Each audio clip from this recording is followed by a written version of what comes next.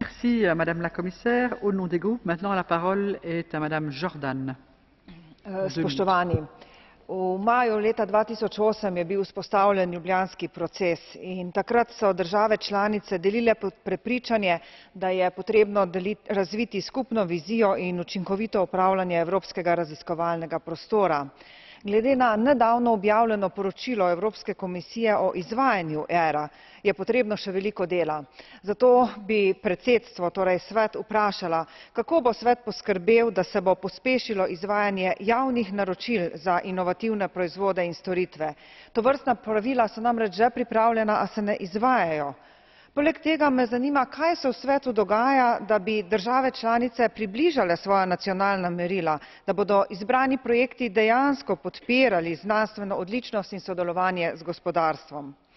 Poleg nacionalnih sredstev pa so za učinkovito delovanje ERA ključnega pomena tudi primerna sredstva na evropski ravni.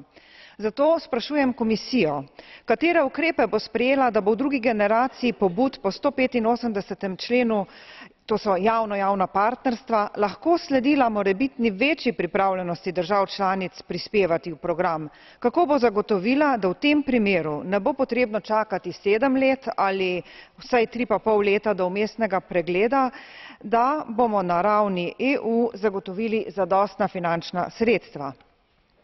Na koncu pa bi želela izraziti tudi svoje razočaranje, da za spodbujanje resničnega enotnega raziskovalnega prostora v programu Obzorje 2020 nismo naredili več.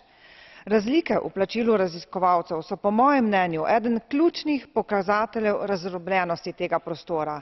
Zato upam, da bo Komisija v prihodnjem 7-letnem obdobju zavzeto izvajala ukrepe za zmanjševanje teh neenakosti z inštrumenti, ki so ji na voljo, da se zagotovi čim bolj enakopravno obravnavanje raziskovalcev iz vseh držav članic Evropske unije. Merci, Madame Jordan. La parole est maintenant à Madame Yara Madurell pour 2 minutes. Muchas gracias, señora presidenta, señora comisaria, representante del Consejo. Ciertamente este Parlamento va a votar en breve el nuevo programa marco Horizonte 2020, que contribuirá a sentar las bases